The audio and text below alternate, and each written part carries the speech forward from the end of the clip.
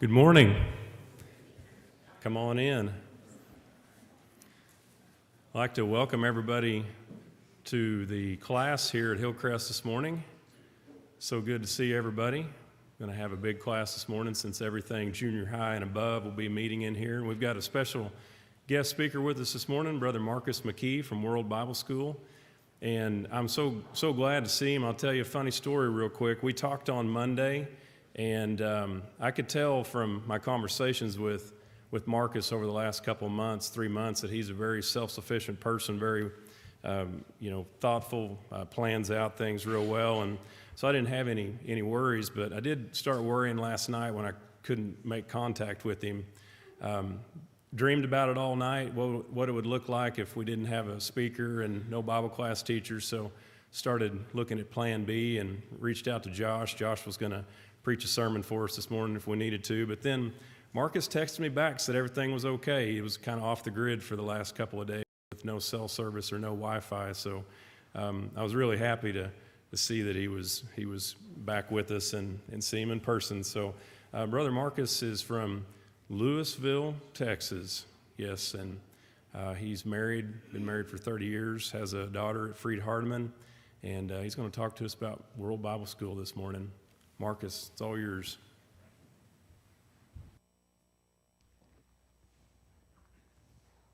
Well, that could have been really funny because when I texted Jason back today, he sent me the address, and I was going to carry it on a little bit further, but I texted him back and said, wait, you're in Missouri? I thought you were in Nebraska. And I wanted to see, but I figured I'd made him sweat enough last night. So my name's Marcus McKee. I am happy to be with you guys. I go around the country and talk about World Bible School. It's great. It's wonderful because I get to meet with brethren across the country, and that is beautiful. It's beautiful to see everybody and to know that we have a common goal and a common hope, and we're going to talk about that a little bit more later in the sermon. But I'm going to show a couple of videos. This first one, though, and then I'll get up and talk, but I just want to kind of show you a video, play that, and then we'll go from there, okay?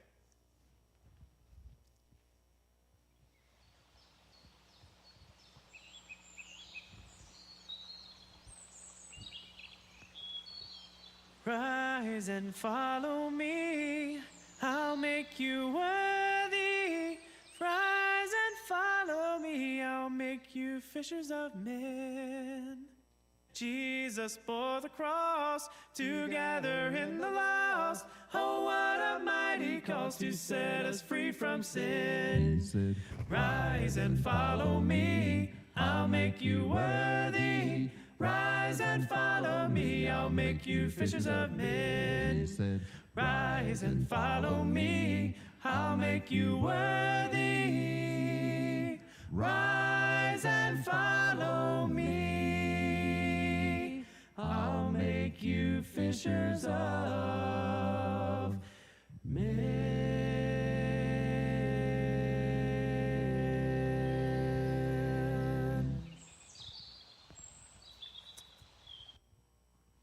How many of you have heard of World Bible School before? All right.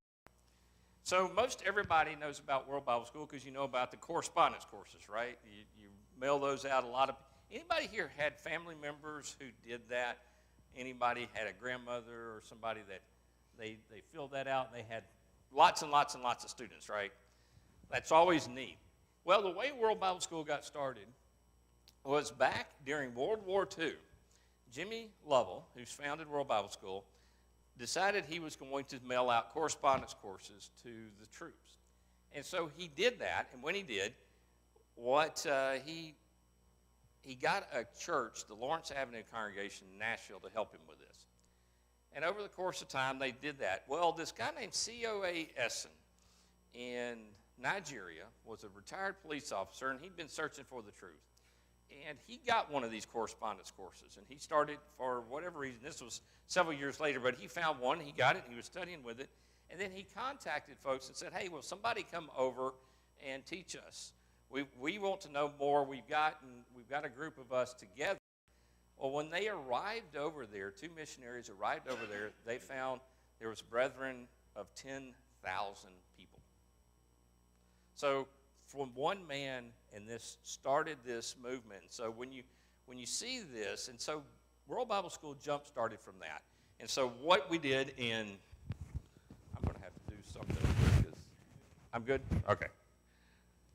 So in 1973, so that catapulted into these correspondence courses, all of this. And in 1973, Jimmy Lovell had put an advertisement in a paper in Nigeria. And he had asked if anybody wanted to do a correspondence course. And he got a huge response as well. And so that catapulted all the way over to modern day today. And in 50 years, we have taught over 40 million people. Actually, we haven't, but the Brotherhood, using World Bible School tools, have taught over 40 million people. That's a lot of folks. 40 million people in 50 years. And the way that we do that is we have a couple ways to do that. We can't really see that. Uh-oh, sorry about that. We have our postal method, which is the one that most people know about. Now, we think about postal. One of the problems with postal is that the postal systems are suffering from this thing called COVID still. And although the U.S. has kind of got back up and running and our postal system's good, a lot of times what we find happening in the world is that they're not back and running the way they are. So we have an issue with that, and we have some of those things, and I'll get to that in a minute. But our postal program, we still, year-to-date, this week, 323,000 people just through the postal system have signed up to do that. So it's still alive, it's still well, it's still good, and it's going. Matter of fact, I have a congregation I'm going to be working with next week to get them up and going on a postal program.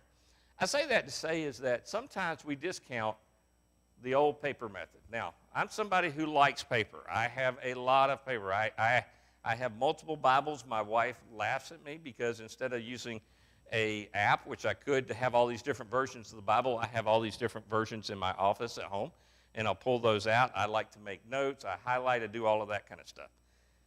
But there's a lot of people that like to study that way, do that. And so that's one of the ways that we do this. And it's still a big part of the tools that we provide to you guys.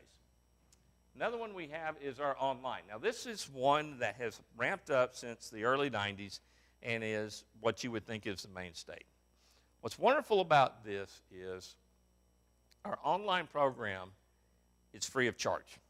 Doesn't cost our students anything, doesn't cost anybody anything, doesn't cost you a dime to study with anybody, it doesn't cost them a dime to study. So it is completely free. And the way this program works is, anybody have one of these devices? Anybody have a phone? Everybody got a phone? Anybody have a phone? Anybody have a tablet at home? Anybody have a computer? Most everybody has one of those things, right? And what's interesting is in the world today, most everybody does have a phone. And we'll get to that in a minute, but most everybody has a phone. Most everybody has a computer here in the U.S. And another thing, we walk through that. So with our online system, you can study across all of those platforms. It doesn't matter if your student is studying via their phone and you're on a computer all the time. The system works and it studies and communicates across that way. So there's no difference to the student's interaction to your interaction, whether or not you're online on a computer or you're online on your phone. 175,000 students year to date have signed up to study. That's a lot of folks. Any given time, we have about 1,600 students waiting to be adopted on our online system. So when you think about that, that's 1,600 people somewhere in the world that are waiting to study with somebody. They've gone online and they've signed up to study. Now, the way we get students, who here has ever Googled something? Have you ever Googled anything? So you Google something. What happens when you Google something? What pops up? Search results. And what's at the top of those search results? Maybe the one that's mostly used, but a lot of times it's the one that pays the most to Google to be at the top of that. So one of the things that we do is we pay Google a lot of money so that if somebody happens to search free Bible study, if somebody happens to search Does God love me? Something along those lines. We have some keywords. Then as those search results pop up, ours are going to be close, going to be somewhere within that range. Now, they're not at the very top because we don't have the funds to quite do that, but they pop up. So believe it or not, people actually do that. Another way that we get students is if somebody's on their app, you pull up on your phone and you want to study Bible study app, and they'll Google that, or not Google it, but they'll search for a Bible study app on the phone, and then ours will be one that pops up that they can use and they can download. What's neat about this is when they do this, when they download this app, we have a couple of different apps.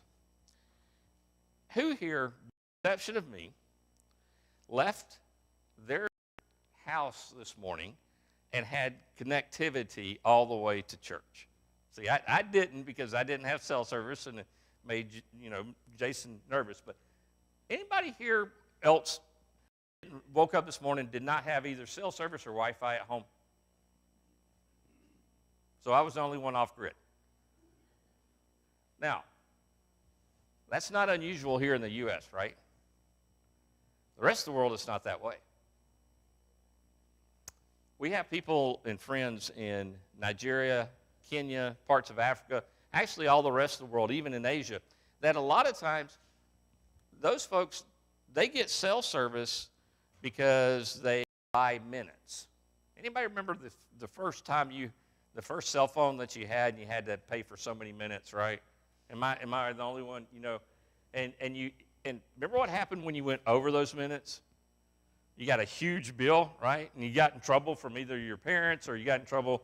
In my case, my wife got in trouble from me because she likes to talk a lot, and so then she went over, and a bill went from being $50 to $500, and it's kind of crazy. So we used to pay for minutes, right? That's how still they do.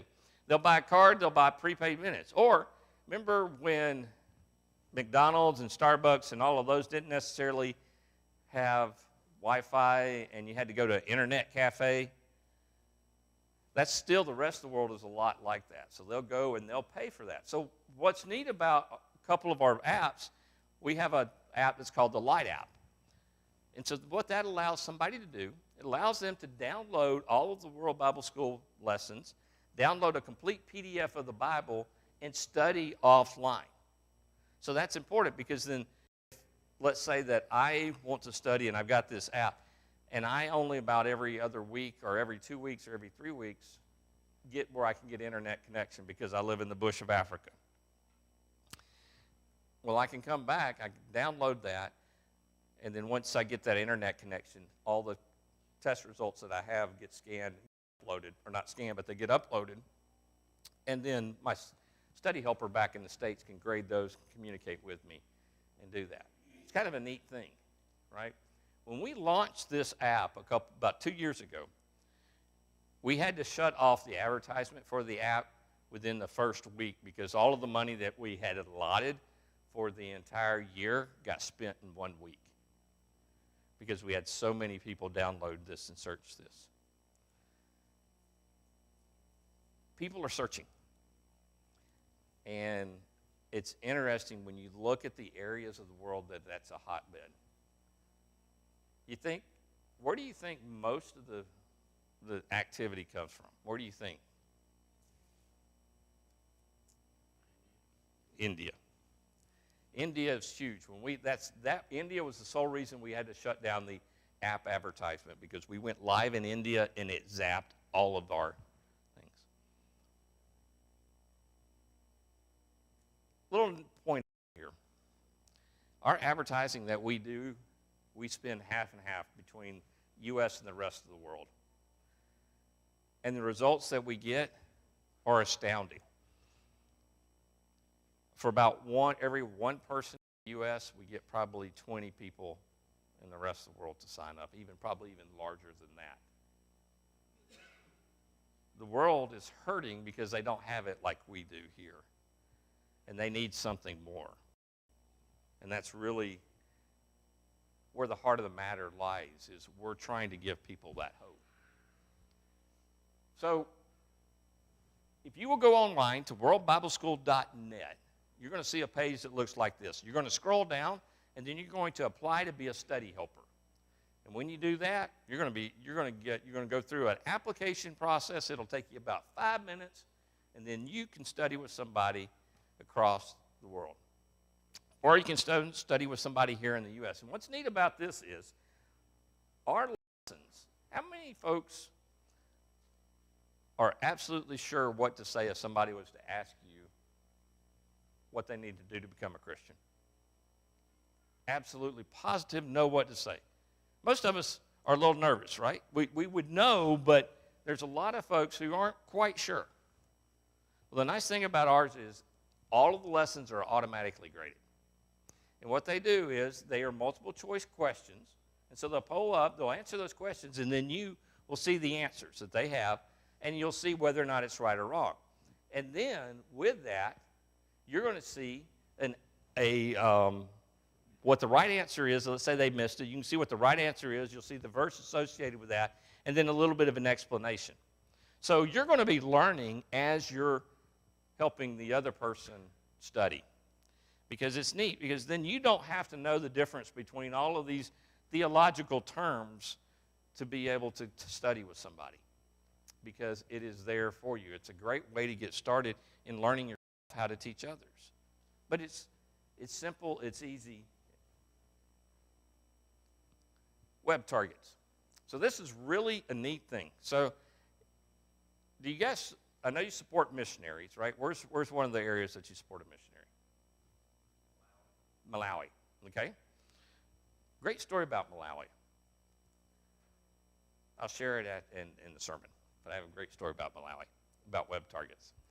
So you can set up web targets around a particular area, whether it's around this area here locally, which you have one, or you can set it up around areas in the world where you support missionaries. So where you support missionaries, you're supporting them financially. Now, as a missionary studies, they can, or as they're doing their work, they can preach and they can touch a lot of people, right? How many people can they study with at one time, personally? It's only a limited number, right? They can't study with hundreds of people at the same time. However, if they touch people and they get folks signed up and they get people to do that, then guess what? The congregation that supports them financially can also help them teach others because they can do that. And what we've seen is when congregations will use those tools and use that with conjunction with a missionary, they get a lot of results. And it helps, and everybody benefits.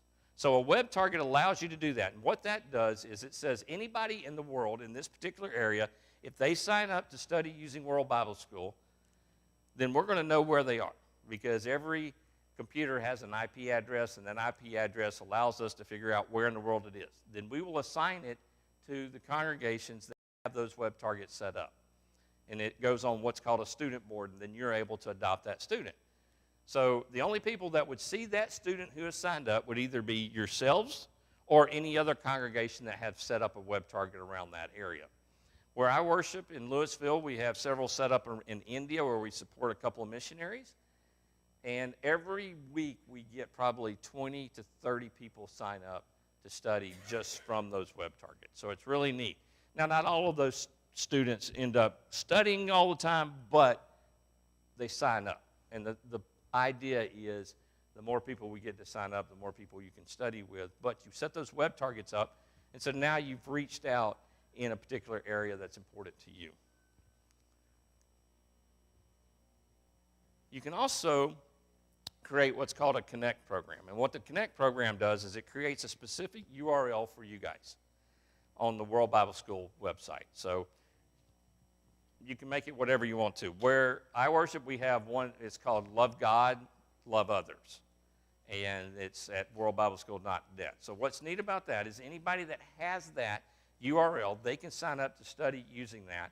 And then the only congregation, the only people that will see that is the congregation where I worship in Louisville. So you could create one depending on whatever you wanted it to say. And then with that, you could hand that out to people. We do it in a couple different ways. We do backpacks when people get ready to go back to school. And so in those backpacks, we will give them cards and give them brochures and things. And one of those will be a card that has a QR code associated with that URL. And then they can scan that if they want to study and want to do that. We also have little business cards that have that, and we give those to our members who then use those in different ways. They sometimes will leave them at a restaurant with a tip. You want to make sure you're leaving a generous tip because you don't want it to seem chintzy and then try to study with them. But when you leave a tip, or if you happen to do a pay it forward thing, if you're paying for somebody's stuff behind you or something like that, just something nice, it's a little neat, but then you leave them that little thing. And if that person happens to want to study, well, then they can scan that QR code and they will go to your student board and yours only. Nobody else will see that. So that's a nice thing. It's for you guys only. And so with that Connect campaign, what's also neat about this is, let's say that we have a congregation in the Dallas area that does bread and Bibles. And so what they do is they do a pop-up every Wednesday and every Saturday morning. And so in their area of the Metroplex where they are, where their church happens to be located, it's not an affluent area. And so people will drive by and they can get free food. They can come in, there's no strings attached. They want free food. They have bread. They have lots of different types of bread. They have other little food goods. And then if they want a Bible, they have a Bible there. And with that Bible, in the Bible itself, it's a World Bible School Bible. It's one of we have our $5 Bibles back again, if you're familiar with those. And in that Bible, then they also have a QR code a sticker that's there that they can scan. And so that's kind of neat, because then they can pass that out if somebody wants to scan and do that. So there's a lot of different ways that you can do this. I was working with a congregation up in Kittery, Maine, and we created some bookmarks for an event they were doing where it was in the local area. And so on those bookmarks had the congregation's information on the front of it. It was a nice little thing, had their website, had all that information. Then you flipped on the back of it, then it said, hey, do you want to study? It had the World Bible School information and a QR code for them to scan. So then as they handed and passed those out. So there's a lot of different ways that you can do that. It's just kind of limited to your imagination, how you want to do that. But the nice thing is, if somebody signs up, then you as a congregation get to study with that person. So I want to show you, this is a video from somebody. Preface this is a young lady who had ALS, and she was searching, trying to understand what life was about, trying to understand what's going on. And happened to stumble across the World Bible School.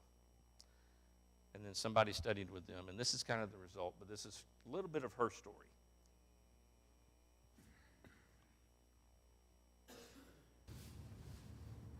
It's been 7 years of struggle with angry and bitter tears. Some days, being trapped in my body is surreal. It's as being in a dream that's constant, endless. I had been so focused on worldly things. I'd become extremely moody and depressed. I was not doing well. I was oblivious to the journey that was to come, my devastating diagnosis of ALS. Being trapped in my own body, it led me to discover the entrance to the narrow gate that leads to eternal life, God. He led me to World Bible School, and He changed my life. Thanks to eye gaze technology, I can use my eyes to navigate the mouse and use an on-screen keyboard to type. I thank God for this. I feel in touch with the world again, which keeps me going and more positive. Since my baptism, where I received that special gift from above, the gift of a new life to spend eternity with Jesus, I have a belief, the faith that I hold in my heart, connected to my lifeline, hope, which keeps me going. I try to live my life in this hope daily. I do still have many difficult days, but I acknowledge and thank God every day. He who began a good work in me will continue until Jesus comes again.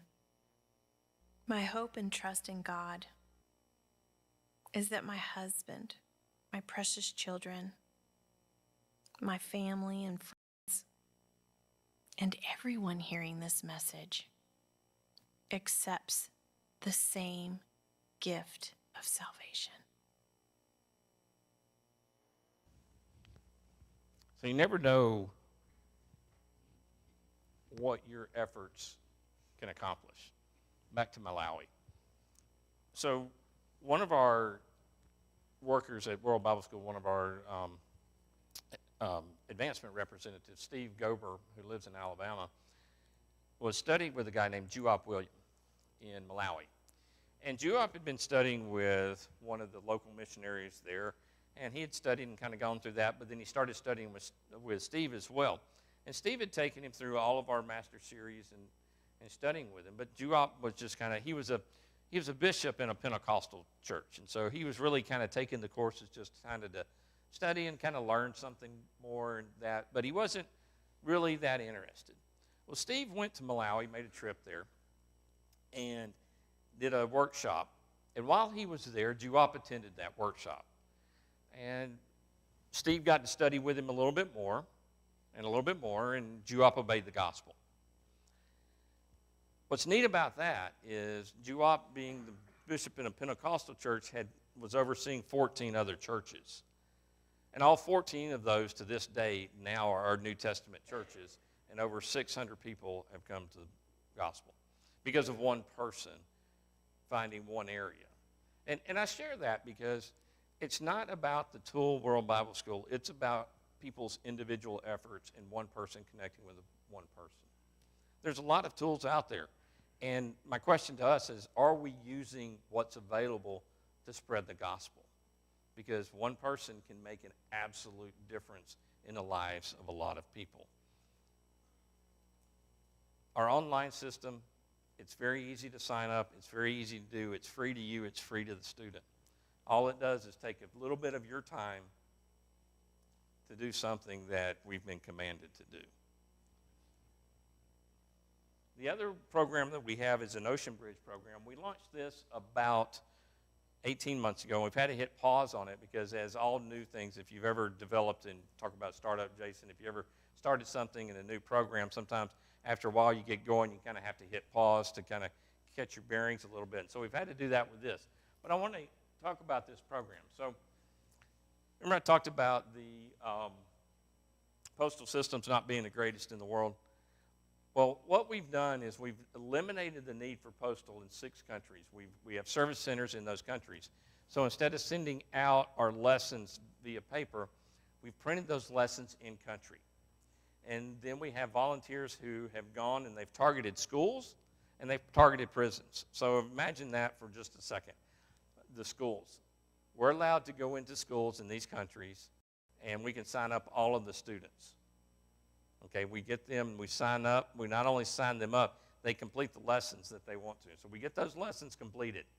And when they're finished with those lessons, then they take them back to our service center, who then scans them in. And so then those get scanned in, those will go up into the cloud, then they get delivered to our congregations who have signed up to do this program. Then they print those off, and then they grade them. The way this program got started was with a church in Nashville working with a high school in Ghana. And so with that high school in Ghana, they were working with them, and they had their teenagers working with the teenagers over there. So it was really kind of a neat back and forth. And so instead of having to send and print everything and trying to send it back and forth like that, this program was born where we use scanning technology. And so it's really neat. So you got high schoolers studying with high schoolers worlds apart. And so that was born. And so as we've gone through and we've developed this, we're working on it. Almost 53,000 students to date, as of this was the end of September, 53,000 students who have completed over 95,000 lessons. Okay? And with that, we have about 30 churches participating in this program. So you do the math real quick on that. Now, it doesn't take a lot of time because it's a lot of what congregations do. We have groups that come together, whether it's a ladies' class on Tuesdays or a group on Wednesdays, like the congregation where I attend. We have a thing People come together before Bible study, and they do work on different projects. This is one of those things. But folks get together, and they socialize, and they do a lot of stuff, and then as they're doing that, they grade these lessons, and then they send them and they scan them back. Right now we're in Kenya, Ghana, Nigeria, Uganda, Zambia, Zimbabwe, South Africa, and then later this year we will be in Malawi. So we're getting a service center kicked up in Malawi as well. We think this program has the potential to be great because it does a couple of things. In the old postal system, it used to be a several-month turnaround time, and it still kind of is. You'll send something out, you'll wait several months to get something back, and with this program, we see about a 4-week turnaround, 2 to 4 week turnaround for things, which is really neat because then people stay engaged and they connect. But what's really kind of nice about this is we've started off in schools and we started off in prisons, and the idea is to be able to spread that further and work with other missionaries. And so a couple of congregations have gotten on board with us, and we're working with their local missionaries who are giving names and getting those lessons and going back and using this same thing. So we think this has a great opportunity, and we anticipate being able to unpause this and kind of move forward in the next 6 months. The last one that I want to talk about is Methodist. Now, Methodist is a little bit different. It's not our standard idea of how we teach people. So normally it's a correspondence course. You fill out the correspondence course, you're back and forth. It's the way our correspondence courses work. They start out with one lesson that builds upon, then another lesson builds upon that first lesson, builds upon the next one, builds upon the next, and so forth. And it has a series of 7 lessons. The first 4 leads you to the 5th one, which is born of water and the Spirit. At that point, it's kind of the point of demarcation. It's like you know enough now, and it's about obeying the gospel. Then once you obey the gospel, the last 2 lessons are about living a life of love in the family of God, understanding what's next. What do I do now that I'm a New Testament Christian? And it's about getting people to that. With our Methodist program, it is more along the lines of you being able to study with people you already know. And it's set up, and so we have some ones that are set up so that you can do small group studies. You can do home Bible studies. You can do Bible studies. I use this with our college and young professionals class where I worship one quarter, where we went through one of the lessons. And what's neat about these is there's different applications that you can use it in. But it's about being able to study with people that you already know, and maybe studying with people who aren't really ready to walk in the church building just yet. Anybody have any friends who would probably be a little uncomfortable if you brought them into the service, right? But they still need Jesus. They still need to know about God's love. And one of the nice things about this is you can sign up to do that, get them to sign up and connect, and then you're able to study with them, whether they're right there next to you going through the lessons or whether they happen to be around the world. We've got lots of partners here. We've got lots of courses that you can do. But what I want to talk about is these 3 courses here. And so with these courses, what you do is you watch a short video, and then with those videos, then you have a series of questions. And when you answer those questions, and as I answer them, let's say that I'm studying with somebody, I answer them, they answer them, and I see them on my feed. So my feed will look like a Facebook feed. And so I'll see their questions, their answers to the question, my answers. And as you go through those, then there's also extra exercises that you can do during the week. So for example, one of the exercises is it's about, hey, do you have a place where you go to really, where you feel like it really shows God's creation? And so show a picture, take a picture of that, share it with the group. So it's really nice because the idea is that exercise is getting somebody to go, okay, this really shows God's creation. Maybe this other person doesn't know if God exists, is questioning that. Then all of a sudden now you've got something, hey, well, have you thought about this beautiful landscape? And then you share that and you see those things. As you go through, the lessons are meant to stir your thinking and help the other person stir their thinking, and then for you as an individual to help guide them along those ways. So that's how those lessons are created. And these lessons, we'll start with this one right here, the reaching, the one on the left. And so that one is a lesson. It's 10 lessons, and it is meant to reach somebody who is wondering what to believe, wondering if God exists. Maybe they are an atheist. Maybe they're agnostic. Maybe they're just not sure. Maybe they're a younger person who is at that age where they've been taught something all their life, and they're hearing one thing at home in church, and they're hearing another thing at school, and now they're trying to wonder. These are basic apologetics courses. And so they walk somebody through the existence of God, why God exists, why you can believe in God. And once you get through those, then the next lesson is saying, all right, now that we've shown you that God exists, and you can believe that God exists, now you need Jesus. Here's who Jesus was. Here's what he did for you. And it walks somebody through those lessons. And then the final lesson in this series is, how do I decide what the family of God looks like? How do I know what the family of God looks like? Why are there so many churches? Have you ever think about that? A lot of us have grown up in the church. And we have grown up always understanding there's different religions, there's different denominations, there's different things. And we understand what the church looks like. But there's a lot of people out there that don't know that. They go and they come in, they see things, and they understand, okay, yeah, okay, this is cool. Great, I understand that. But what's the difference between that and this other group over here? Why does it make a difference? What's the difference between that and I understand Jesus, but what's the other? Why does it matter if I go to a Church of Christ, or if I go to a Baptist church, or if I go to a Pentecostal church, or if I go to these different churches? And so that's what those courses are meant to do. But it's neat because it is one where you're able to study with somebody at their pace, and you can walk them through that, and you can have a lot of interaction with them in a setting and helping people learn in a different way. So instead of just writing something down, you're watching a video and you're going through that. We have other courses on there, one about grief. Anybody here ever experienced some grief? Ever gone through something very difficult? Anybody know somebody that's going through that and could benefit from maybe studying with that about somebody? You know, maybe you know somebody that's close to you that's going through that. It's not really sure about those things. There's a benefit to being able to do that and reaching somebody, because sometimes we have to fill their need emotionally and physically before we can help them spiritually. So those programs in our Methodist program, and again, Methodist is free to use. Doesn't cost a dime. With these programs, you are able to sign up. They're an app. You download it. And this one's really meant to be used on your phone or on a tablet.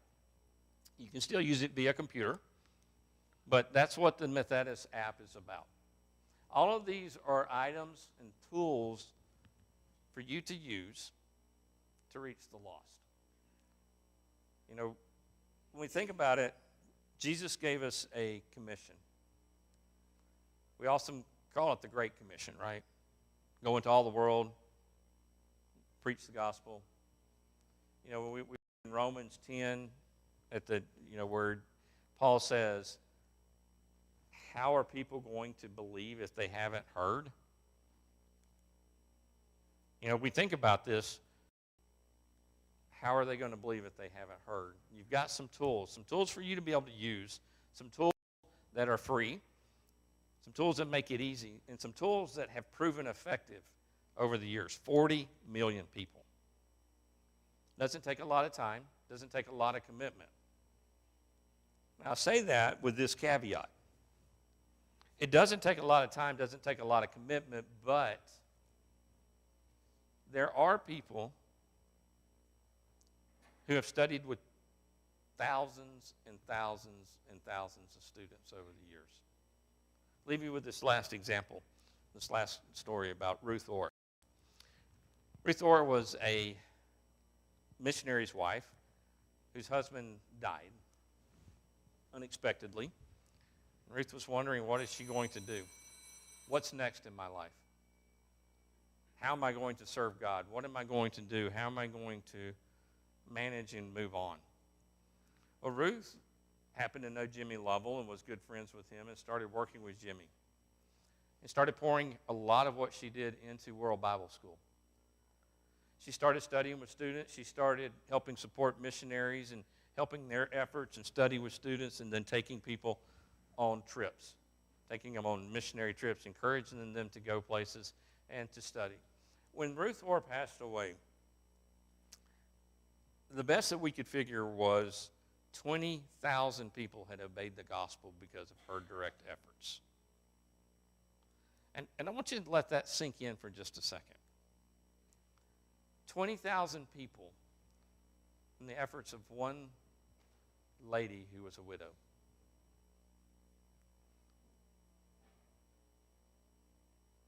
What can God do with you? What can God do with me? There's a world out there, and we'll talk about this morning in lesson, that's hurting. Needs Jesus. What can we do together to reach them? Thank you for your attention.